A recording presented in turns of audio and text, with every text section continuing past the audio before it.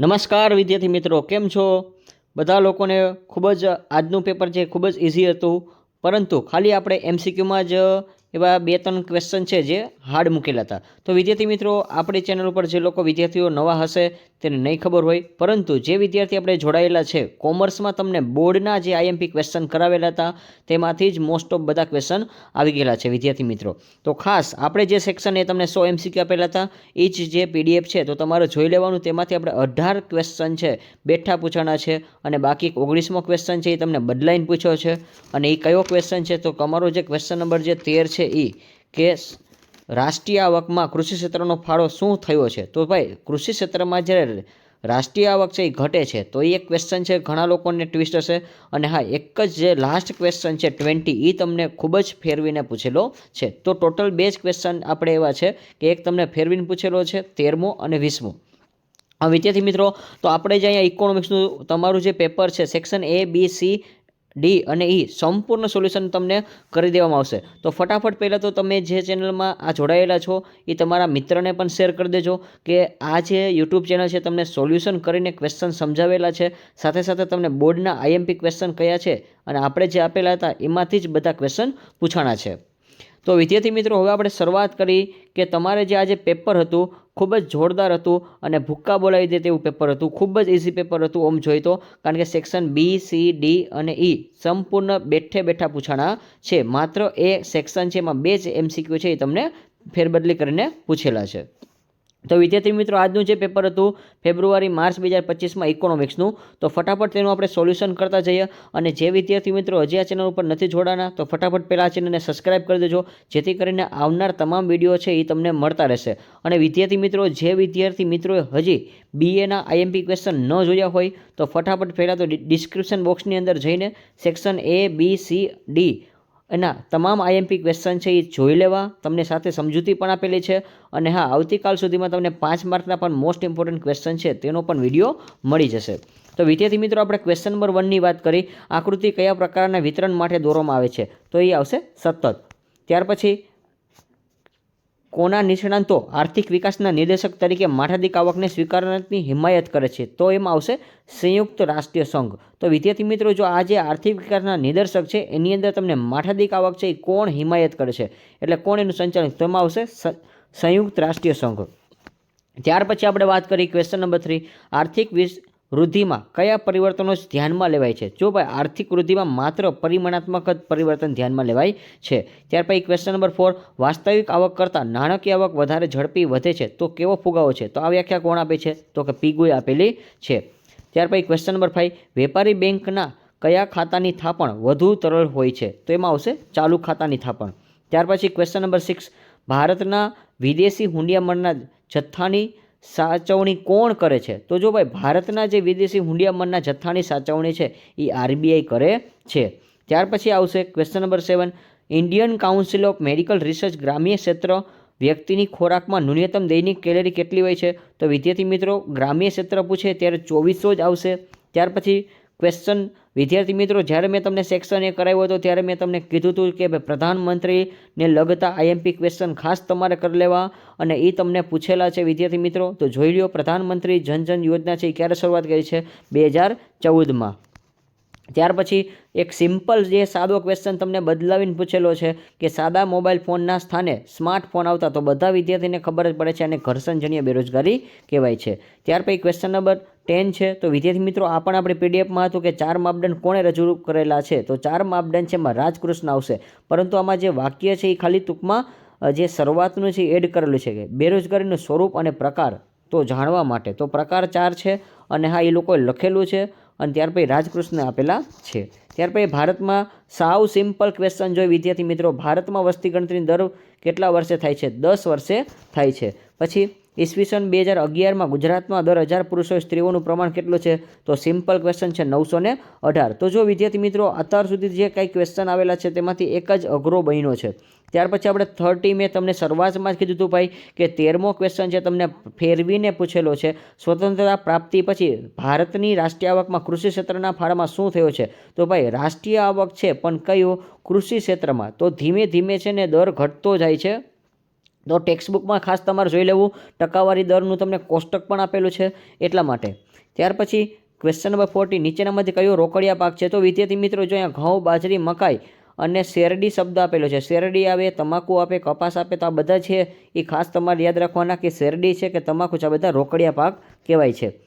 ત્યાર પછી question number 50, વેપાર તુલા એટલે શું? તો વિદ્યાર્થી મિત્રો જો આનો તફાવત પણ મેં તમને કીધો તો જો તમે કરેલો હશો તો અને ટેક્સ્ટબુકનો બેઠો MCQ છે કે વેપાર તુલા એ દ્રશ્ય વેપારની તુલા છે અને આ ઓલરેડી છે ભૌતિક પણ એને કહેવાશે. ત્યાર પછી ક્વેશ્ચન નંબર 60, લેણદેણની તુલનામાં કેટલા ખાતા હોય છે? લેણદેણની તુલનામાં 2 ખાતા હોય છે. ત્યાર પછી સાવ સિમ્પલ ક્વેશ્ચન પૂછ્યો છે, ખાખરા બનાવવા ઉદ્યોગ તો પાપડ કે ત્યારે આ બધામાં અગરબત્તી કે ત્યારે હંમેશા ગૃહ ઉદ્યોગ જ આવે છે.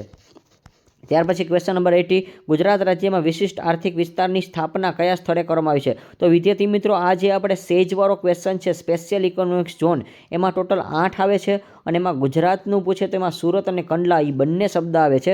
તો અહીંયા તમને કંડલા ઓપ્શન છે એટલે કંડલા જ લખી શકો છો. ત્યાર પછી ક્વેશ્ચન નંબર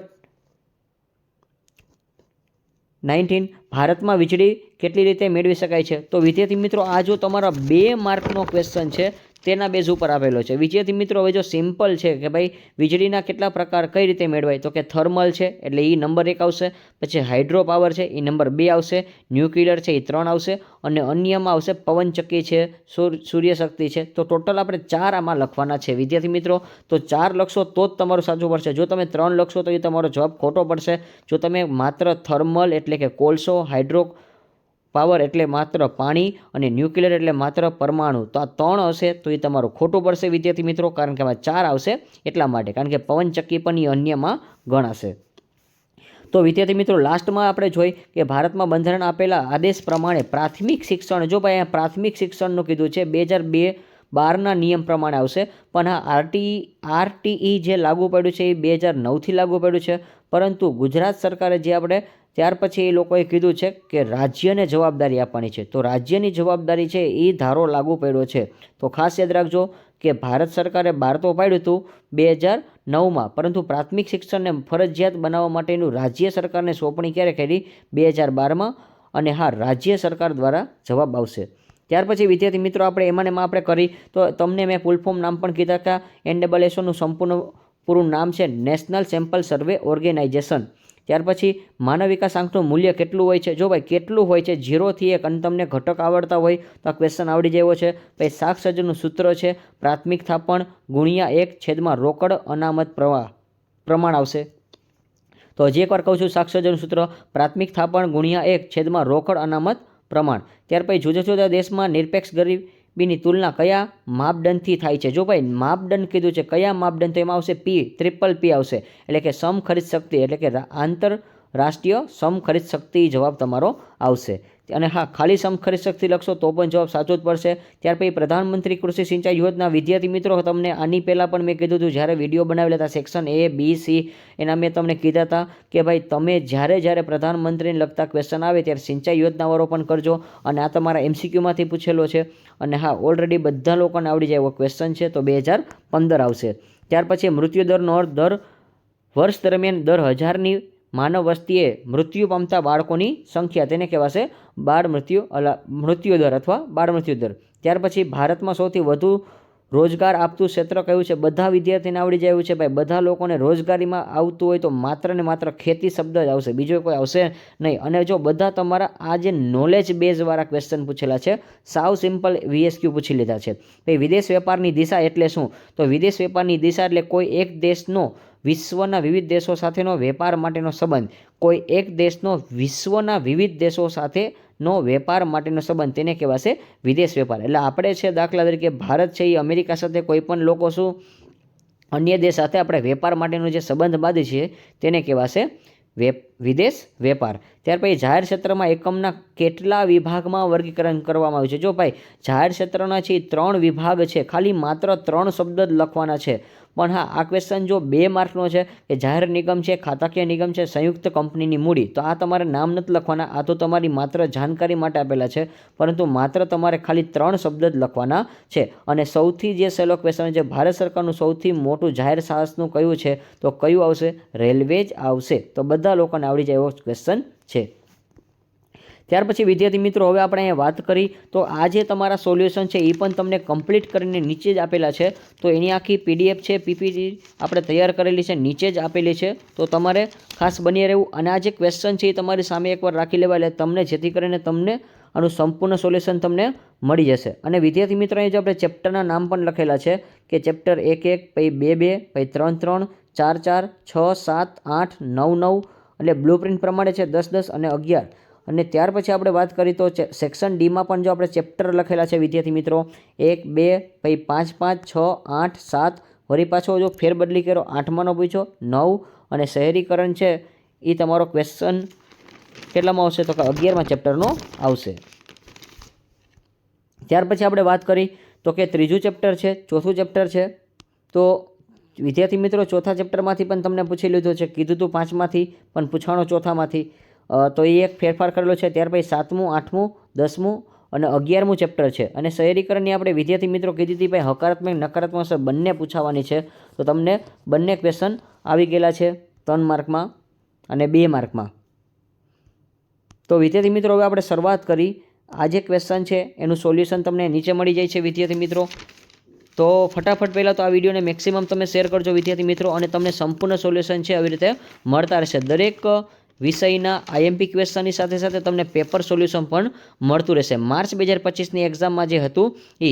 તો વિદ્યાર્થી મિત્રો અહીંયા આપણે આ જે સેક્શન Cની PDF છે, ભૂલમાં ખાલી આપણે B લખાઈ ગયું છે, તો આકૃતિ અને ભારત અર્થ. તો તમારો જે આજનો ક્વેશ્ચન હતો 31મો એવો હતો કે આકૃતિ અને આલેખ વચ્ચેનો તફાવત સ્પષ્ટ કરો. તો આકૃતિ અને આલેખનો તફાવત છે આપણે ભૂલમાં PDFમાં ખોટો લેવાઈ ગયો છે, પણ બધા લોકોને આવડી જાય એવો જ ક્વેશ્ચન છે વિદ્યાર્થી મિત્રો.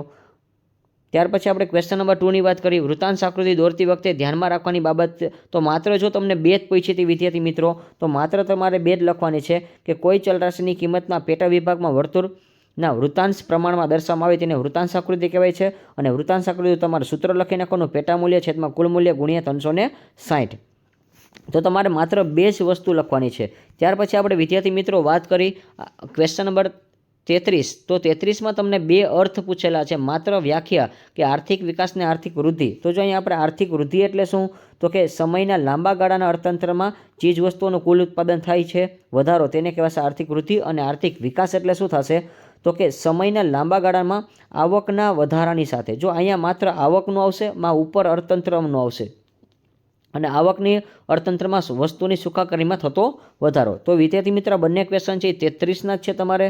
ત્યાર પછી આપણે 34મો ક્રમ વાત કરી વિદ્યાર્થી મિત્રો તમારા પેપરમાં કે આર્થિક વિકાસના નિર્દેશક તરીકે માથાદીઠ આવકમાં ગમે તે 2 મર્યાદા જણાવો. તો જો અહીંયા તમારે માત્ર સમજાવવો છે, ટૂંકમાં સમજાવવાની છે, તો 2 જ મર્યાદા સમજાવવાની છે. માથાદીઠ આવક માત્ર અંદાજ છે, તમારે અંદર લખી નાખવાનું છે કે દર 10 વર્ષે ગણવામાં આવે છે, વસ્તી છે. અને તમને જો વસ્તીવાળો પણ ક્વેશ્ચન પૂછેલો છે, એટલે તમને MCQમાં પણ આવડી જ ગયો હશે. ત્યાર પછી માથાદીઠ આવકની શું કરે છે, ગણવાની કેવી છે, તો કે મુશ્કેલ છે. અને માથાદીઠ આવક માત્ર સરેરાશ છે, તો આમાં તમારે માત્ર 2 જ સમજાવવાનું કીધું છે. ત્યાર પછી વિદ્યાર્થી મિત્રો આપણે આગળ વાત કરી તો કે ક્વેશ્ચન નંબર જે 35મો હતો, ખૂબ વધુ નાણું ઓછી વસ્તુઓ પકડવા દોરે છે, ફુગાવો સમજાવો. તો જો આ જે ક્વેશ્ચન છે એ તમારે સમજાવવાનો છે. તે ખૂબ વધુ નાણું ઓછી વસ્તુઓને પકડવા દોડે ત્યારે ફુગાવો સર્જાય છે. તો નાણાવાદી ફુગાવાને નાણાકીય ઘટના ગણે છે, અને તેના મતે દેશના નાણાંનો પુરવઠો વધે તો દેશના લોકોની નાણાકીય આવક વધે છે. અને એવું મેકલપે અર્થશાસ્ત્રીએ કીધું હતું ના.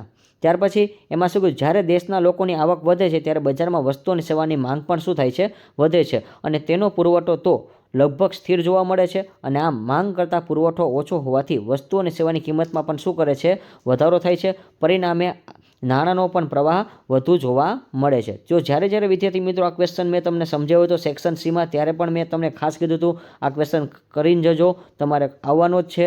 અને ખરેખર તમારે 2025ની એક્ઝામમાં આવી જ ગયો છે. ત્યાર પછી આપણે વાત કરીએ વિદ્યાર્થી મિત્રો, સાવ એક યુનિક ક્વેશ્ચન તમને પૂછેલો છે કે સાટા પ્રથામાં મૂલ્ય માપની મુશ્કેલીઓ. જો અહીંયા તમને પ્રશ્ન છે એ ફેરવીને પૂછ્યો છે. પ્રશ્ન એવો હતો કે સાટા પ્રથામાં મૂલ્ય માપની મુશ્કેલી ઉદાહરણ આપી સમજાવો. કે મેળ બેસાડવો એવું નથી કીધું, તમને ત્યાં મુશ્કેલી કીધું. અને ઘણા બધા વિદ્યાર્થી મિત્રોને પ્રોબ્લેમ પડ્યો હશે, તો ખૂબ જ સરળ ક્વેશ્ચન હતો કે આજના યુગમાં જે આપણે મેળ બેસાડવો એ મુશ્કેલ જ પડે છે. તો આપણે વાત કરી તો એમાં શું છે તો કે પહેલાં ઘઉં આપીને ચોખા મેળવવાની, ચોખા આપીને કાપડ મેળવવું સરળ હતું, પરંતુ બદલાતા જે વસ્તુ વિનિમય સરળ નથી. અને કારણ કે જેમની પાસે ચોખા હોય તેને ઘઉંની જરૂર ન હોય અને ચોખાના બદલામાં કાપડની જરૂર હતી, અને જેની પાસે કાપડ હતું તેને ચોખા બદલે ઘીની જરૂર હતી, તો તેની પાસે ઘી હતું તો વળી અન્ય વસ્તુની જરૂર હતી. તો આમ વસ્તુ વિનિમય પ્રથામાં પરસ્પર કેવી રીતે મુશ્કેલી બેસાડવે અને અઘરું સવાલ છે. અને હા, અવિભાજ્ય વસ્તુ સામે વિભાજ્ય વસ્તુઓ વિનિમય કેવી રીતે કરવો તે બહુ મોટો પ્રશ્ન હતો. તો આવું જ તમારે ખાસ લખવાનું હતું. એમાં કોઈ પણ જાતનું અઘરું નહોતું પૂછ્યું, તમને ખાલી મેળની જગ્યાએ મુશ્કેલ શબ્દ આપેલો હતો. ત્યાર પછી રિકરિંગ થાપણ એટલે શું? તો રિકરિંગ થાપણ એટલે શું કીધું છે વિદ્યાર્થી મિત્રો? તો જે વ્યક્તિએ એક સાથે બચત કરી શકતા નથી, પરંતુ અમુક ચોક્કસ સમય ગાળા દરમિયાન દર મહિને કોઈ ચોક્કસ રકમ જો ખાતામાં જમા કરવામાં ઈચ્છતી હોય તો તેવી વ્યક્તિને રિકરિંગ ખાતું ખોલાવી શકે છે. એટલે દાખલા તરીકે તમારી પાસે પૈસા ન હોય તો તમે એકસાથે પણ જમા કરાવી શકો છો. અને આ પ્રકારના ખાતામાં વ્યક્તિને મૂડી એટલે કે થાપણ વધતી જાય છે, અને જેમ જેમ તમારી રકમ વધશે જમા રકમમાં પણ તમને વ્યાજ પણ મળવાનું છે. અને જો કોઈ વ્યક્તિ મહિનામાં આ રકમ જમા કરાવવાની રહી જાય તો દંડ પણ ભરવો પડે છે, અને તે મહિનાનું વ્યાજ પણ ગુમાવવું પડે છે. તો આનો નિયમ ખાસ એકવાર વિદ્યાર્થી મિત્રો જોઈ લેજો, અને તમારે પણ જ્યારે આ ખાતું ખોલાવવું હોય તો નિયમ પહેલાં ખાસ જોઈ લેવા. ત્યાર પછી આપણે વિદ્યાર્થી મિત્રો જે સિમ્પલ ક્વેશ્ચન છે, આરબીઆઈને ગમે તે બે બિન નાણાકીય કાર્ય કર્યા છે વિદ્યાર્થી મિત્રો. જો ભાઈ નાણાકીય નથી પૂછ્યા, તમે જો નાણાકીય લખશો તો નહીં ચાલે, માત્ર એને બિન નાણાકીય જણાવો એવો શબ્દ જ હતો, તો તમારે એ જ નાણાકીય છે એ કરવાના છે. તો બિન નાણાકીય કયા કયા છે? તો આપણે માત્ર જે જવાબ છે એને ધ્યાનમાં લેશું. તો બિન નાણાકીય કાર્ય છે એ નિયમન અને દેખરેખની કામગીરી. એટલે આરબીઆઈ સમગ્ર નાણાં બજાર અને મૂડી બજારની કામગીરી પર દેખરેખ રાખે છે અને તેનું નિયમન પણ કરે છે. અને પ્રોત્સાહનના કાર્ય એટલે શું? આરબીઆઈ લોકોના બેન્કિંગ વ્યવહાર અંગે જાગૃત સતત પ્રયત્નશીલ કરે છે, અને માટે ગ્રામીણ બેંક અને સહકારી બેંકને પ્રોત્સાહન આપે છે, અને ભાગરૂપે નાબાર્ડના કામ પણ કરેલા છે. તો વિદ્યાર્થી મિત્રો આ તમારો જવાબ હતો. આને ખાસ તમારે આ જે ક્વેશ્ચન છે એ તમારે સમજવાનો છે. અને હા, તમારે જે નીચે લખેલો છે સમાવેશી વિકાસ માટેના કાર્ય, તો એ તમે લખી શકો છો. લઘુ ઉદ્યોગ, ગૃહ ઉદ્યોગનો પણ હવે એમાં સમાવેશ થાય છે એટલે. અને આ તમારે એનું મહત્વ છે ધ્યાનમાં લેવાનું, ખાલી પહેલા, બીજો અને ત્રીજો મુદ્દો ધ્યાનમાં લેવાનો છે. ત્યાર પછી વિદ્યાર્થી મિત્રો આપણે 39માં ક્વેશ્ચનની વાત કરી. અર્ધ બેરોજગારીનો અર્થ આપે તેનું એક ઉદાહરણ આપો. તો જ્યારે વ્યક્તિને તેની શક્તિ કરતાં ઓછી લાયકાતવાળું, ઓછું સમય માટેનું અને ઓછી આવકનું કામ કરવું પડે ત્યારે તે અર્ધ બેરોજગારી કહેવાય છે. દાખલા તરીકે કોઈ એક ફેક્ટરીમાં કારીગર માત્ર 4 કલાકનું કામ મળે તો અર્ધ બેરોજગારી કહેવાય છે. ગ્રામીણ વિસ્તારમાં જોઈએ તો ખેત મજૂરોને માત્ર પાકની વાવણી અને પાકની કાપણી સમયે જ કામ મળે છે, બાકીના સમય કામ વગર રહેવું પડે છે, અને જેને અર્ધ બેરોજગારી સ્થિતિ કહેવાય છે. અને ખેતી ક્ષેત્રે જોવા મળતી આ બેરોજગારીને મોસમી બેરોજગારી તરીકે પણ ઓળખવામાં આવે છે, અને જેને અર્ધ બેરોજગારી પણ કહેવાય છે. તો વિદ્યાર્થી મિત્રો આ જે ક્વેશ્ચન છે આટલું લખશો તો પણ તમને પૂરા 2 માર્ક મળી જ શકશે. ત્યાર પછી આપણે આગળ વાત કરી વિદ્યાર્થી મિત્રો, સાવ જે 1 માર્કનો ક્વેશ્ચન છે તમને 2 માર્કમાં પૂછ્યો છે. વસ્તીના વલણો એટલે શું? વસ્તીના વલણો એટલે વસ્તીનું કદ, વસ્તી વૃદ્ધિનો દર, જન્મદર, મૃત્યુદર, શહેરી વસ્તી, ગ્રામીણ વસ્તી, સ્ત્રી પુરુષના પ્રમાણને લગતી આંકડાકીય માહિતીનું શું કરવાનું? અર્થઘટન કરવાનું છે. તેને કહેવાશે વસ્તીના વલણો. તો જો વસ્તીનું કદ, વસ્તી વૃદ્ધિ દર, જન્મ, મૃત્યુદર, શહેરી વસ્તી, ગ્રામીણ વસ્તી, એટલે બસ આવા ખાલી નામ લખવાના હતા. અને આ બધા નામ સ્ત્રી પુરુષનું જે પ્રમાણ છે આંકડાકીય માહિતીમાં રજૂઆત થાય અને તેનું અર્થઘટન થાય છે, તેને કહેવાશે વસ્તીના વલણો. ત્યાર પછી વિદ્યાર્થી મિત્રો 41 જે ક્વેશ્ચન છે કે કૃષિ ક્ષેત્ર ભારતીય અર્થતંત્રની કરોડરજ્જુ સમાન છે. તો આ પણ પ્રશ્ન મેં તમને ત્યારે જ કીધું હતો કે વિદ્યાર્થી મિત્રો ખાસ અગત્યનો છે, ખાસ કરીને જજો. અને તમારે પૂછાઈ ગયેલો છે, ભારતમાં કૃષિ ક્ષેત્રે પુરાતત્વ કાળથી ધરાવે છે. ભારતમાં કૃષિ ઉત્પાદન, રોજગાર, નિકાસ દ્વારા કમાણી જે બાબતો કૃષિ ક્ષેત્ર પર આધારિત છે. 2011ની વસ્તી ગણતરી મુજબ 68.8% ગ્રામીણ ક્ષેત્રમાં રોજગારી માટે કૃષિ ક્ષેત્ર પર આધાર રાખે છે. અને જો ભારતમાં કૃષિ ક્ષેત્ર છે એ નિષ્ફળ જાય છે. જો વિદ્યાર્થી મિત્રો અહીંયા તમને કહી દીધું છે, કરોડરજ્જુવાળો પ્રશ્ન જો તમને સમજાઈ ગયો હોય ને તો તમને ઓલો 13મો MCQ આરામથી સમજાઈ જાય. કારણ કે ભારત છે એ છેલ્લા ઘણા સમયથી કૃષિ ક્ષેત્રમાં નિષ્ફળતા રહી છે કે રાષ્ટ્રીય વિકાસ દર પણ આપણો ઘટે છે. તો આ 13મો જે MCQ ક્વેશ્ચન હતો એ હવે આના બેઝ ઉપર હતો કે જનજીવન પ્રભાવિત થઈ શકે છે, ખેડૂતોને મળતી આવક ઓછી થતાં નીચી ખેત ઉત્પાદકતાનું જોખમ રહી જાય છે, અને ઉદ્યોગોને મળતો કાચો માલ ઓછો મળતા અને બંધ થતાં દેશનું અર્થતંત્ર પણ જોખમાઈ શકે છે, અને સેવા ક્ષેત્ર માંગ અને આવકમાં ઘટાડતા અસર પણ થઈ શકે છે. ત્યાર પછી આપણે વિદ્યાર્થી મિત્રો એના પછીનો ક્વેશ્ચન છે 42, વેપાર તુલાની લેણદેણની તુલનાનો અર્થ આપો. તો જો ત્યારે પણ આપણે આ ક્વેશ્ચન કીધું કે આ 3 માર્કનો ક્વેશ્ચન છે અને આ લોકોએ માત્ર અર્થ તમને 2 માર્કમાં પૂછેલો છે વિદ્યાર્થી મિત્રો. તો ખૂબ જ સિમ્પલ કહેવાય છે. વેપાર તુલા એટલે શું? વર્ષ દરમિયાન એક દેશના અન્ય દેશ સાથેની આપ-લે કરવામાં આવે અને હિસાબી સરવૈયાઓ માત્ર ભૌતિક અને દ્રશ્ય વસ્તુઓની આયાત નિકાસનું મૂલ્યની તુલના કરે તેને વેપાર તુલા કહેવાય છે. અને હા, લેણદેણની તુલના શું? તો કે વર્ષ દરમિયાન દેશની ભૌતિક અને અભૌતિક આયાત નિકાસનું મૂલ્ય હિસાબી સરવૈયું એટલે એને કહેવાશે લેણદેણની તુલના. તો માત્ર તમારે વિદ્યાર્થી મિત્રો અહીંયા અર્થ ધ્યાનમાં લેવાનો છે, તફાવત આખો ધ્યાનમાં લેવાનો નથી. ત્યાર પછી આંતરિક અને વિદેશ વેપારનો તમને તફાવત પૂછ્યો છે, પણ વિદ્યાર્થી મિત્રો અહીંયા જે આંતરિક અને આંતરરાષ્ટ્રીય વેપારનો અર્થ પણ તમે લખી શકો છો. તો આંતરિક અને આંતરરાષ્ટ્રીય વેપાર કોને કહેવાશે? કે જે દેશની અંદર થતો હોય તેને આંતરિક કહેવાય, દેશની બહાર થતો હોય તેને કેવું કહેવાશે? વિદેશ વેપાર કહેવાશે. અને આંતરિક છે તો ત્યાં ચલણનો કોઈ ભેદભાવ થતો નથી, ચલણ એક સરખું હોય છે. અને જ્યારે વિદેશ વેપાર હોય છે ત્યાં ચલણ કેવું છે? આપણે બદલાવવું પડે છે. આપણે દાખલા કે અમેરિકા જ્યારે ધંધો કરવા જાય છે ત્યારે આપણે ચલણનું શું કરવું પડે? બદલી કરવી પડે છે. પછી બેયના કાયદા છે એ અલગ અલગ હોય છે, તો એ પણ તમને ખાસ યાદ હશે. ત્યાર પછી આપણે આગળ વાત કરી વિદ્યાર્થી મિત્રો નાના પાયાના ઉદ્યોગોનું મહત્ત્વ. એટલે શું? કે જે ઉદ્યોગો 25 લાખથી પરંતુ 5 કરોડથી ઓછા રોકાણ કરવામાં આવતું હોય અને તેને નાના પાયાના ઉદ્યોગો કહેવામાં આવે છે. નાના પાયાના ઉદ્યોગોમાં શ્રમપ્રધાન ઉત્પાદન પદ્ધતિ અપનાવે છે. નાના પાયાના ઉદ્યોગો માટે ઉદ્યોગોને સહાયક હોય છે. દાખલા કે વપરાશી વસ્તુઓનું ઉત્પાદન, ઓજારા બનાવવા, પછી વાહનોનું સમારકામ, આ બધું છે નાના પાયામાં આવે છે. પણ મૂડીરોકાણ ખાસ લખવું પડે છે. અને લાસ્ટમાં આપણે 45મો ક્વેશ્ચન જોઈ તો ઔદ્યોગિકરણની કેવી રીતે સામાજિક માળખામાં ફેરફાર કરી શકાય છે. જો ભાઈ સામાજિક કીધું છે તો સામાજિક માળખામાં કઈ રીતે ફેરફાર થાય? તો કે ઔદ્યોગિકરણમાં લોકોની શિસ્ત, કઠોર પરિશ્રમ એટલે સખત મહેનત કરે છે, હરીફાઈ હોય છે, ટીમ વર્ક કરવું પડે, સ્વનિર્ભરતા, સાથ સહકાર જોઈએ, સમજૂતી, નવા સંશોધનની વૃત્તિ, સંસ્થાકીય વગેરે ગુણો વિકાસ થાય છે. અને ઔદ્યોગિકરણમાં લોકોને અંધશ્રદ્ધા, પ્રબળતા, વહેમ, ખોટ ખ્યાલનો, જડતા, સંકુચિત માનસ આ વગેરે દૂર કરવામાં આવે છે. તો આ જ તમારે ખાલી લખવાનું છે વિદ્યાર્થી મિત્રો. અને લાસ્ટનું જે ક્વેશ્ચન છે આપણે વિદ્યાર્થી મિત્રો સેક્શન જે સી હતો એનો છેલ્લો ક્વેશ્ચન એવો હતો કે સ્થળાંતરની નકારાત્મક અસરના મુદ્દા જણાવો. તો વિદ્યાર્થી મિત્રો મેં તમને આની પહેલાં કીધું હતું કે ભાઈ સ્થળાંતરના હકારાત્મક નકારાત્મક ક્વેશ્ચન આવશે ને આવશે. આ લોકોએ માત્ર તમને 5 માર્કની જગ્યાએ 3 માર્કના અને 2 માર્કમાં નાખી દીધો છે. તો 2 માર્કમાં ખાલી માત્ર નામ નાખી દીધા છે નકારાત્મક, અને 3 માર્કમાં શહેરીકરણની હકારાત્મક અસર પૂછેલી છે.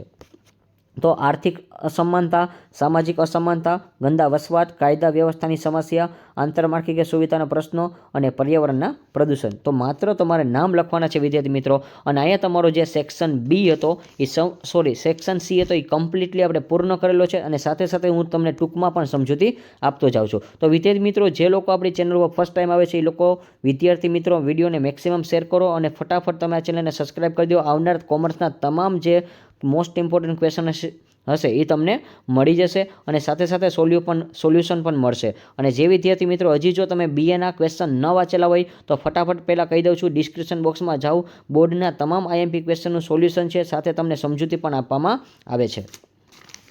અને વિદ્યાર્થી મિત્રો વિડીયોને મેક્સિમમ તમે શેર કરજો એટલે જેથી કરીને બીજા વિદ્યાર્થીને પણ સંપૂર્ણ સાચી માહિતી મળતી રહે. તો વિદ્યાર્થી મિત્રો હવે આપણે સેક્શન ડીની વાત કરી તો સેક્શન ડી છે વિદ્યાર્થી મિત્રો એમાં આપણે 47મો ક્વેશ્ચન હતો અર્થશાસ્ત્રના અભ્યાસમાં કોમ્પ્યુટર ટેકનોલોજીના કોઈપણ 3 ઉપાય ચર્ચાવાના છે. તો વિદ્યાર્થી મિત્રો કોમ્પ્યુટર ટેકનોલોજીના અર્થશાસ્ત્રમાં ઉપયોગ કીધું છે તો તમારે ઉપયોગ છે 3 જ લખવાના છે.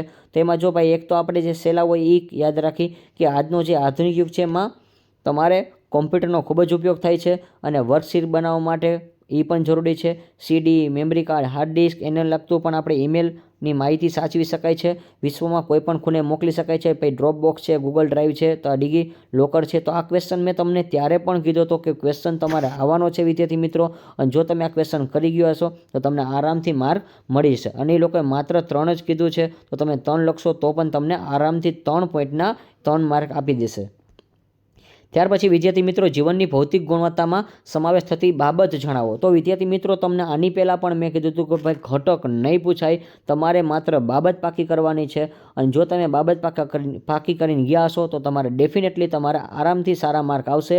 કારણ કે ત્યારે પણ મેં કીધું હતું ખોરાક, પછી આરોગ્ય, ડૉક્ટરની સેવા, રહેઠાણના ઓરડાની સંખ્યા, પછી શિક્ષણ, મનોરંજન, પરિવહન અને માહિતી પ્રસરણ, પછી વસ્તુઓને મળતું પીવાનું ચોખ્ખું પાણી, વ્યક્તિનું સરેરાશ આયુષ્ય, બાળ મૃત્યુદર, ડ્રેનેજની સુવિધા. તો આ જ તમારે ક્વેશ્ચન મેં તમને આની પહેલાં કીધું હતો કે આવો ક્વેશ્ચન પણ તમને 3 માર્કમાં આપશે. ત્યાર પછી વિદ્યાર્થી મિત્રો આપણે આગળ વાત કરી તો ગરીબી માટેના આર્થિક કારણો સમજાવો, અને કોઈ પણ 3 જ તમારે સમજાવવાના છે. તો ગરીબી માટેના આર્થિક કારણો છે તો પહેલાં આપણે જોઈ લઈએ વિદ્યાર્થી મિત્રો. અને હા, આ પણ તમને 5 માર્કવાળો ક્વેશ્ચન છે. એ તમને 3 માર્કમાં પૂછેલો છે કે શ્રમિક દીઠ નીચી ખેત ઉત્પાદકતા, જમીન સંપત્તિની અસમાન વેચણી, નાના અને ગૃહ ઉદ્યોગોનો અલ્પ વિકાસ, ઝડપથી વધતા ભાવ અને બેરોજગારીનું પ્રમાણ. અને આની અંદર પણ મેં તમને ત્યારે પણ કીધું હતું ભાઈ ટૂંકું ટૂંકું તમારે લખવાનું છે, અને માત્ર તમને જો 5 નામ પાકા કરેલા હશે. આની પહેલાં પણ મેં તમને સેક્શન ડી સમજાવ્યું હતું, ત્યારે કીધું હતું કે મુદ્દાવાળા ક્વેશ્ચન ખાસ વાંચીને જજો, અને મુદ્દાની અંદર તમે તમારી રીતે ડિટેલ્સમાં લખી શકો છો. આમાંથી તમારે માત્ર 3 જ જણાવવાની છે. તો 3 તમારે સમજાવવાની છે, અને આરામથી તમે સમજાવી દીધી હશે. અને ચલો વિદ્યાર્થી મિત્રો, ત્યારે આપણે આગળ વધી તો વિદ્યાર્થી મિત્રો હવે આપણે આગળ વધી ગરીબી નિવારણ માટેના રોજગારલક્ષીના કાર્યક્રમ પૂછ્યા છે. જો ભાઈ રોજગારલક્ષી ગરીબી ઘટાડવા માટે સરકારે જે અમલમાં મૂકેલા રોજગારલક્ષીના કાર્યક્રમ કયા છે? IRDP છે, એટલે ઇન્ટિગ્રેટેડ રૂરલ ડેવલપમેન્ટ પ્રોગ્રામ, એટલે સંકલિત ગ્રામ વિકાસ યોજના છે. અને આ યોજના મેં તમને ત્યારે પણ કીધું હતું ભાઈ IRDPની યોજના પૂછાશે. પછી વેતન રોજગારના કાર્યક્રમ કીધા છે. અને ત્યાર પછી પ્રધાનમંત્રી રોજગાર કાર્યક્રમ છે PMRY, અને ત્યાર પછી નરેગા છે, અને ત્યાર પછી આવાસ યોજના છે. તો નરેગાની અંદર મનરેગાનું પણ આપણે ઉલ્લેખ કરી શકીએ છીએ. તો માત્ર તમારે આમાંથી 3 પણ તમે લખેલી હશે વિદ્યાર્થી મિત્રો, અને 3 જ લખવાની કીધી છે એ લોકોએ. તો બધા લોકોએ નરેગા તો લખેલું હશે, અને PMRY પણ લખેલું હશે, અને ત્યાર પછી વેતનવાળું છે એ પણ તમને આવડી ગયો છે, અથવા તો આવાસ યોજનાવાળું છે એ પણ તમને આવડી જાય છે. તો મેં આની પહેલાં પણ તમને કીધા હતા કે ખાસ મુદ્દા પાકા કરો, મુદ્દા પાકા કરો. જો તમે મુદ્દા પાકા કર્યા હશે તો તમને ડિટેલ્સ આવડી જ ગઈ હશે. ત્યાર પછી આપણે આગળ વાત કરીએ વિદ્યાર્થી મિત્રો, 51મો ક્વેશ્ચન છે ચક્રીય બેરોજગારીનો ખ્યાલ સ્પષ્ટ કરો. તો જો ભાઈ ચક્રીય બેરોજગારી છે તમને આરામથી આવી જાય કે ચક્રીય બેરોજગારી મોટાભાગના વિકસિત અને ધનિક દેશ સાથે જોવા મળે છે. આ બેરોજગારી મુખ્યત્વે તેજી મંદીના પ્રભાવમાં સર્જાય છે. જ્યારે અર્થતંત્રમાં તેજી હોય છે ત્યારે મૂડીરોકાણમાં વધારો થાય છે અને ઉત્પાદન વધે છે. લોકોનું વધુ રોજગાર પ્રાપ્ત થાય છે, અને ત્યારે મંદીની સ્થિતિમાં માંગ ઘટે છે અને ઉત્પાદન પણ ઘટે છે, અને રોજગારી પણ ઓછી મળે છે.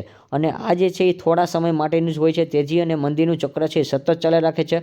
ચક્રીય બેરોજગારી તરીકે ઓળખવામાં આવે છે. ઈસવીસન 1929 અને 30માં અમેરિકામાં આવેલ મહામંદીને કારણે વિશ્વમાં ઘણા બધા દેશોએ મંદી જોવા મળી છે, અને જેને કારણે વિશ્વ મહામંદી સર્જાઈ છે. ભારત જેવા દેશમાં હીરો ઉદ્યોગ, શેરબજાર ઉદ્યોગ આવી તેજી મંદીને અસર જોવા મળે છે, અને તેજી મંદીનું ચક્ર છે સતત ચાલ્યા રાખે છે, અને બેરોજગારીમાં પણ આને ચક્રીય બેરોજગારી કહેવાય છે.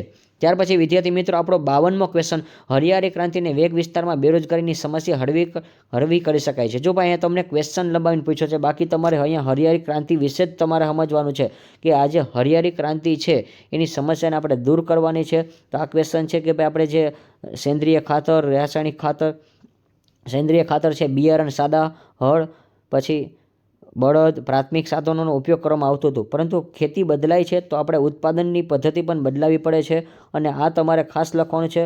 અને એમાં હાઇબ્રિડ બિયારણ છે, રાસાયણિક ખાતર, જંતુનાશક દવા વગેરેનો ઉપયોગ કરવો પડે છે. પછી 1960 અને 61માં આપણે પાયલોટ પ્રોજેક્ટ તરીકે 7 જિલ્લાના લાગુ કરવામાં આવ્યું હતું. તેની શરૂઆત છે સઘન ખેતીના કાર્યક્રમ એટલે IADP, intensive agriculture district programme એની જ્યારે ઓળખવામાં આવે છે.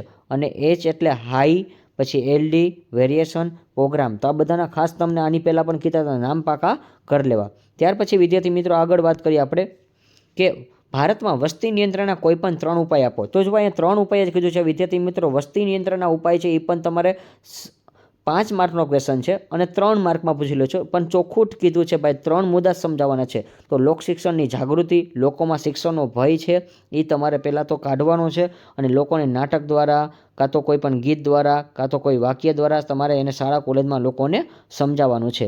પછી કુટુંબ નિયોજન કાર્યક્રમની અસર કરતા, તો કુટુંબ નિયોજન અંગેનું પણ તમારે એને કાર્યક્રમ યોજવાના છે. ત્યાર પછી મહિલાઓના લગ્નનો દરજાનો વધારો, પછી પ્રોત્સાહન અને બિન પ્રોત્સાહન આવશે, તબીબી સેવાનો અને અસરકારકતા વધારો. તો આ બધા મુદ્દા જે છે વિદ્યાર્થી મિત્રો તમારે આમાંથી 5માંથી તમારે માત્ર 3 જ સમજાવવાના છે. તો તમે તમારી રીતે આરામથી તમને જે મુદ્દા આવે છે એ લખી શકો છો. અને આની પહેલાં પણ મેં કીધું હતું મુદ્દાવાળા ક્વેશ્ચન ખાસ કરજો. ભાઈ પાક ફેરબદલી જ્યારે તમને કીધું હતું ભાઈ તફાવત આ ટૂંકનોંધ 1 તો આવશે, અને પાકની ફેરબદલી છે એ ખરેખર પૂછાઈ જ ગઈ છે વિદ્યાર્થી મિત્રો. પાકની ફેરબદલી એ ખેતી કાર્યોનું સ્વરૂપ છે, અને 2 પાક હોય છે, અનાજના પાક અને અનાજેતર પાક છે, અને ટેકનિકલ પરિબળ અને આર્થિક પરિબળ. તો આ તમારી રીતે તમારે સમજાવવાના હોય છે વિદ્યાર્થી મિત્રો. અને ટૂંકું જ તમને આની પહેલાં પણ મેં કીધું કે તમારે લખાણ હંમેશા તમારા માગ્યા પ્રમાણે લખવાનું છે. ત્યાર પછી વિદ્યાર્થી મિત્રો આપણે આગળ વાત કરી તો હવે આપણે વિદેશ વેપાર. તો વિદેશ વેપાર છે એ તમારો ક્વેશ્ચન નંબર 55નો તો પેપરમાં વિદેશ વેપારના કારણો સમજાવો. માત્ર તમારે 3 સમજાવવાના છે કે દેશમાં ઉપલબ્ધ સાધનોનો તફાવત છે, પછી ઉત્પાદન ખર્ચ છે. ત્યાર પછી આપણે આગળ વાત કરી વિદ્યાર્થી મિત્રો ટેકનોલોજીકલ પ્રગતિ થાય છે અને શ્રમ વિભાજન અને વિશિષ્ટીકરણ આવશે. તો અહીંયા તમારે ટોટલ જે 4 છે એમાંથી માત્ર તમારે 3 સમજાવવાના છે વિદ્યાર્થી મિત્રો. તો ખાસ તમારે એકવાર પાકા કરી લેવા. અને જો વિદ્યાર્થી મિત્રો અહીંયા તમારો જે સેક્શન છે એ હવે એનો આપણે છેલ્લો ક્વેશ્ચન બાકી છે. તો છેલ્લો ક્વેશ્ચન કયો છે સેક્શન ડીનો? તો કે સેક્શન ડીમાં 56મો ક્રમ છે શહેરીકરણની કોઈપણ 3 હકારાત્મક અસર. અને વિદ્યાર્થી મિત્રો ત્યારે પણ મેં કીધું તો હકારાત્મક ક્વેશ્ચન આવશે ને આવશે. તો હકારાત્મક ક્વેશ્ચન છે એ માત્ર તમારે ચર્ચવાની છે તમારા શબ્દમાં. માળખાકીય સુવિધા છે, ગરીબીમાં ઘટાડો, સાંસ્કૃતિક વિકાસ, આધુનિક આરોગ્યની સેવા, સામાજિક અસર. અને તમે 3 લખશો તો પણ ચાલશે. ઊંચું જીવન ધોરણ છે. તો વિદ્યાર્થી મિત્રો તમારે ખાલી 3 જ સમજાવવાની છે, કોઈ પણ જાતનોમાં ઝાઝું લખવાની જરૂર નથી એટલા માટે. અને અહીંયા તમારા જે ક્વેશ્ચન છે સેક્શન ડી પણ કમ્પ્લીટ થાય છે. આપણે જો સેક્શન એ, બી, સી અને ડી તેનું સંપૂર્ણ સોલ્યુશન તમને કરીને બતાવેલું છે વિદ્યાર્થી મિત્રો. અને વિદ્યાર્થી મિત્રો આ વિડીયોને તમે મેક્સિમમ શેર કરજો જેથી કરીને બીજા વિદ્યાર્થીને પણ આઈએમપી ક્વેશ્ચનની નોટ મળી રહે અને તેને પણ સોલ્યુશન મળતું રહે છે. અને જે વિદ્યાર્થી મિત્રો અત્યારે ધોરણ હાલ 11માં હશે તેને પણ ખૂબ ઉપયોગી થશે, કારણ કે આપણે યુટ્યુબ ચેનલમાં કોમર્સને લગતા તમામ આઈએમપી વિડીયો છે એ 2025ની જે પ્લે લિસ્ટ છે એમાં જોઈ લેવાના. તમામ આઈએમપી ક્વેશ્ચન આપણે કરાવેલા હતા, બોર્ડમાં પૂછાયેલા તે જ મુજબના એ લોકોએ ક્વેશ્ચન રિપીટ કરેલા છે. અને વિદ્યાર્થી મિત્રો હવે આપણે લાસ્ટ સેક્શનની વાત કરી, સેક્શન ઈ. સેક્શન ઈમાં જો તમને જે ન ધાર્યો એવો ક્વેશ્ચન પૂછેલો છે વિદ્યાર્થી મિત્રો, સાવ સિમ્પલ છે કે ભાઈ નાણાંનો પ્રકાર આપો. તો ભાઈ નાણાંના પ્રકાર મેં નથી લખ્યા, કારણ કે બધાને આવડતા જ હોય. વસ્તુ નાનું, ધાતુ નાનું, બેંક નાનું, કાગડી નાનું, અને અત્યારે તો બેન્કિંગ નાણાં પણ આવી ગયા છે. તો ઘણા બધા તમે લખી શકો છો. ટોટલ 6 પ્રકાર આવી જાય છે, પણ 4 લખશો તો પણ ચાલશે. અને નાણાંના કાર્ય જણાવો. તો આપણે નાણાંના કાર્ય જ આપણે ધ્યાનમાં લેવાના છે. અને તો નાણાંના કાર્ય છે તો પહેલાં તો તમારે એનો અર્થ પાકો કરવાનો. અને હા, તમને અર્થ નથી પૂછ્યો તો ન લખો તો પણ ચાલશે. પણ આ નાણાંનો જે મુખ્યત્વે 3 કાર્ય છે તો વિનિમયનું માધ્યમ તરીકે, એટલે કે વસ્તુની મેળ બેસાડવા માટે, પછી મૂલ્યના સંગ્રહનું કાર્ય અને મૂલ્યના માપદંડ તરીકેનું કાર્ય. તો વિદ્યાર્થી મિત્રો અહીંયા જે ડિટેલ્સ છે એ તમે તમારા શબ્દમાં લખી શકો છો. અને હા, તમારે એવું લાગે જોતું હોય તો આની તમે ડિસ્ક્રિપ્શન બોક્સની અંદર જે ટેલિગ્રામ ચેનલની લિંક છે તેમાં પણ તમને આની જે PDF છે એ તમને ફોરવર્ડ કરી દેવામાં આવશે વિદ્યાર્થી મિત્રો. અને આ વિડીયોને ખાસ તમારે અથવા તો સ્ક્રીનશોટ લઈને તમે લખી શકો છો જે લોકો ધોરણ 11માં હશે તે વિદ્યાર્થી માત્ર. તો વિદ્યાર્થી મિત્રો હવે આગળ આપણે વાત કરી કે આ ક્વેશ્ચન છે એ તમને હાવ અલગ જ પૂછ્યો છે કે RBI કે નાણાકીય નીતિના પરિમાણાત્મક સાધનોની સમજૂતી આપો. કોઈ પણ 5 છે તો બેંક રેટ છે, રેપો રેટ છે, રિવર્સ રેપો રેટ છે, પછી કપરા સમયમાં સ્થિતિમાં લાવવાની રોકડ અનામત, કાયદાકીય પ્રવાહ, ખુલ્લા બજાર અને સ્ટીલાઇઝેશનની નીતિ. તો વિદ્યાર્થી મિત્રો આમાંથી તમારે માત્ર કોઈ પણ 5 શબ્દો એને સમજાવવાના છે. તો માત્ર તમારે 5 શબ્દ સમજાવવાના છે વિદ્યાર્થી મિત્રો. કોઈ પણ જાતનું વધારે એને સમજૂતી આપવાની નથી. અને વિદ્યાર્થી મિત્રો તમારે આ જે ક્વેશ્ચન છે એ ખાસ તમને ખૂબ જ ઇઝી ક્વેશ્ચન પૂછેલો છે. અને હા, ઘણા બધા વિદ્યાર્થીને છતાં પણ આ ક્વેશ્ચન નહીં આવડે હોય, કારણ કે આ ક્વેશ્ચન 3 માર્કનો હોય છે, પરંતુ તમને આ ક્વેશ્ચન છે એ 5 માર્કમાં પૂછી લીધો છે. ત્યાર પછી વિદ્યાર્થી મિત્રો તમને ગમતું એવું ચેપ્ટર હોય છે તો હવે 7મા ચેપ્ટરનું કે જન્મદરનો અર્થ આપી ઊંચા જન્મદર માટેના સામાજિક જ કીધું છે. તો વિદ્યાર્થી મિત્રો જે તમને કીધું છે એ જ લખવાનું છે કે જન્મદર એટલે શું? વર્ષ દરમિયાન જીવિત જન્મેલા બાળકોની સંખ્યા છેદમાં કુલ વસ્તી. અને ઓલરેડી તમને એ લોકોએ વિદ્યાર્થી મિત્રો VSQ પણ પૂછેલો છે. મૃત્યુદર પણ કેવો? બાળ મૃત્યુદર નથી કીધું, એ લોકોએ ખાલી મૃત્યુદર તમને કીધું છે. અને એ તમારો ક્વેશ્ચન 26મો હતો સેક્શન બીનો. તો વિદ્યાર્થી મિત્રો હવે આગળ વાત કરીશ કે સામાજિક પરિગણમાં સાર્વત્રિક લગ્ન પ્રથા હોય છે કે નાની વયે જ લોકોની લગ્ન કરાવી દેતા હોય છે એવું આવશે. અને પછી નાની ઉંમરમાં લગ્ન હોય ને પુનઃ વિધવાનું લગ્ન કરવાનું આવે છે. ત્યાર પછી પુત્ર પ્રાપ્તિની ઘેલછા હોય છે વિદ્યાર્થી મિત્રો. પછી સંયુક્ત કુટુંબ પ્રથા. તો માત્ર જો આવો ક્વેશ્ચન તમને સાવ નાનકડો ક્વેશ્ચન છે એ તમને કેટલા માર્કમાં પૂછેલો વિદ્યાર્થી મિત્રો? 5 માર્કમાં તમને સાવ ટૂંકા લખાણમાં પૂછેલો છે. અને વિદ્યાર્થી મિત્રો આની પહેલાં પણ મેં તમને સેક્શન જે આપેલો હતો લાસ્ટમાં સેક્શન ઈનો જે એમાં તમને મેં સમજૂતી નથી આપી, પરંતુ મેં તમને આઈએમપી ક્વેશ્ચન આપેલા હતા. તો એમાંથી બેઠા આપણે જે 5 ક્વેશ્ચન આવેલા છે વિદ્યાર્થી મિત્રો. અને હજી કહું છું કે તમે બોર્ડના જે આઈએમપી ક્વેશ્ચન હોય છે વારે કરો વિદ્યાર્થી મિત્રો, કારણ કે બોર્ડમાં હંમેશા પ્રશ્નનું જે કન્ટેન્ટ છે એ બદલતા હોય છે, શબ્દ અને એડ કરતા હોય છે, પરંતુ જે તમને ખબર પડતી હોય છે એ પ્રમાણે તમે જવાબ લખી શકો છો. અને મેં તમને ઓલરેડી કન્ટેન્ટ તમને આપી દીધું હતું કે ભાઈ બોર્ડની જે પદ્ધતિ છે કઈ રીતે તમને પૂછશે. અને ત્યાર પછી આપણે ભારતમાં 60મો ક્વેશ્ચન વિદ્યાર્થી મિત્રો, તો આપણે 60મો જે ક્વેશ્ચન છે, ભારતમાં ખેત ઉત્પાદકતા વધારવા માટે કોઈપણ 5 ટેકનોલોજીકલ સુધારા. જો ભાઈ તમને ચોખવટ કરી છે 5 જ તમારે લખવાના છે, તો ટેકનિકલ સુધારા બધાને આવડી જાય એવા ક્વેશ્ચન છે. અને ત્યારે પણ મેં કીધું તો ભાઈ ટેકનિકલ સુધારા તમે કરીને જાજો. 7મું જે ચેપ્ટર છે અને 8મું ચેપ્ટર છે, એ બંને ક્વેશ્ચન છે એ તમને કહી જ દીધા હતા અને એ જ મુજબ તમને પૂછેલા છે. ત્યાર પછી સુધારેલા બિયારણ છે, રાસાયણિક ખાતરનો ઉપયોગ કરવો, જંતુનાશક દવાનો ઉપયોગ કરવો. અને વિદ્યાર્થી મિત્રો, આ ધોરણ 10ના ક્વેશ્ચન છે. મેં તમને ત્યારે પણ એવું કીધું હતું કે ભાઈ આ તમારે કૃષિવાળો પાઠ છે, ધોરણ 10માં તમારે આવતો હતો. તો સિંચાઈની સગવડતામાં વધારો, યંત્રનો ઉપયોગ 5 થઈ ગયા છે, ભૂમિ પરીક્ષણ છે. અને ત્યારે પણ મેં તમને કીધું કે આ ધોરણ 10ના તમને ક્વેશ્ચન પૂછેલા છે વિદ્યાર્થી મિત્રો. વિચાર કરો, આ ધોરણ 10માં પણ તમારે આવતું. ત્યાર પછી આપણે આગળ વાત કરી ઔદ્યોગિક વિકાસ માટે સરકારે લીધેલા પગલાંની ચર્ચા કરો. અને વિદ્યાર્થી મિત્રો, આ પણ ક્વેશ્ચન તમને કીધો હતો કે ભાઈ સરકાર તમને પૂછે છે, કારણ કે અત્યારે મોદી સરકાર છે, તો ઔદ્યોગિક વિકાસ માટે સરકાર કયા કયા પગલાં લેશે એ તમને ખાસ પૂછશે. તો કે રાજ્ય માલિકીના સાહસો હોય છે, ખાનગી ક્ષેત્રના ઔદ્યોગિક ઉત્તેજન આપે છે. ભાઈ ખાનગી ક્ષેત્રને બહુ ઉત્તેજન આપે છે અત્યારે, કારણ કે નવા ઉદ્યોગો તો જ આપણે સ્થાપના કરી શકીએ છીએ. ભાઈ આયાત જકાતના દર છે એમાં થોડોક અંકુશ રાખ્યો છે, દૂર કર્યા છે. આયાત જકાતના દર છે ઘટાડી દીધા છે. ભાઈ ટેકનિકલ કૌશલ્ય અને તાલીમ છે. પછી આર્થિક સહાયનું કીધું છે, પાયાની સુવિધા કીધું છે. ત્યાર પછી વિવિધ સંસ્થા અને નીતિની રચના કીધું છે. તો વિદ્યાર્થી મિત્રો, તમને તો અહીંયા 5 જ કીધું છે, તો 5 જ લખવાના છે. અને ત્યાર પછી આપણો લાસ્ટ ક્વેશ્ચન છે વિદ્યાર્થી મિત્રો કે ભારતમાં, જો એ લોકોએ ખાલી એડ કર્યો છે શબ્દો કે ભારતમાં શહેરીકરણની સમસ્યા હળવી કરવાના ઉપાય. અને આ પણ ક્વેશ્ચન તમને કીધું તો ભાઈ કે હળવી કરવાવાળો પ્રશ્ન પૂછાશે કે શહેરીકરણમાં વસ્તી બહુ વધે છે, તેને કેમ દૂર કરવી. તો એના માટેનું તમને અહીંયા આખું આયોજન, તમને પ્લાનિંગ આપેલું વિદ્યાર્થી મિત્રો. બોર્ડના તમામ આઈએમપી ક્વેશ્ચન છે એ તમને સોલ્યુશન કરાવેલા હતા. જો તમને યકીન ન હોય તો પહેલાં તો વિડીયોમાં જે આપણે ડિસ્ક્રિપ્શન બોક્સ હશે એમાં તમે જોઈ જાજો. ઇકોના આપણે તમામ આઈએમપી ક્વેશ્ચન પ્લે લિસ્ટમાં પણ મૂકેલા છે, હજી એમનેમ છે, જોઈ લેજો કે મેં તમને આપેલા હતા. જેવું કીધું હતું તે જ પ્રમાણે તમારે બોર્ડના આઈએમપી ક્વેશ્ચન રિપીટ થયા છે. અને ખાસ તમારે વિદ્યાર્થી મિત્રો, કોમર્સને લગતા તમામ વિદ્યાર્થી હજી તૈયારી કરે છે, બીએની જો તૈયારી ન થઈ હોય તો ફટાફટ પહેલાં તમે ડિસ્ક્રિપ્શન બોક્સમાં જાઓ, બીએના તમામ આઈએમપી ક્વેશ્ચન જોઈ લો. સેક્શન A, B, C અને D આ તમામ આઈએમપી ક્વેશ્ચન મેં તમને સમજૂતી સાથે આપેલા છે. અને સેક્શન E પણ તમને ટૂંક સમયમાં કાલે જ તમને મળી જશે, 4 વાગ્યા પહેલાં. બપોરના જે 4 વાગશે એ પહેલાં તમને સેક્શન D પણ આઈ હોપ કે ટ્રાય કરીને તમને આઈએમપી ક્વેશ્ચન આપી દઈશ. વિદ્યાર્થી મિત્રો, હવે આપણે લાસ્ટ ક્વેશ્ચન જે હતો એની વાત કરીએ કે શહેરીકરણની સમસ્યા હળવી કરવા માટેના. તો એના માટેના તમારે નીતિ વિષયક પગલાં લેવા પડે. ત્યાર પછી રોજગારીની તકમાં વધારો કરવો પડે, માળખાકીય સુવિધામાં સુધાર કરવી પડે, એટલે સારી બનાવવી પડે, શિક્ષણ અને આરોગ્યની સુવિધા કરવી પડે વિદ્યાર્થી મિત્રો. ત્યાર પછી નાના અને ગૃહ પાયાના ઉદ્યોગોનો વિકાસ કરવો પડે, ગામડાના પાયાની સુવિધાનો વિકાસ કરવો પડે. પણ વિદ્યાર્થી મિત્રો, તમારે એટલા બધા લખવાની જરૂર છે નહીં. તમારે માત્ર શું કરવાનું છે વિદ્યાર્થી મિત્રો, 5 જ કીધું છે, તો 5 જ લખવાના છે. વહીવટી વ્યવસ્થાને સુદ્ધત કરવાની છે.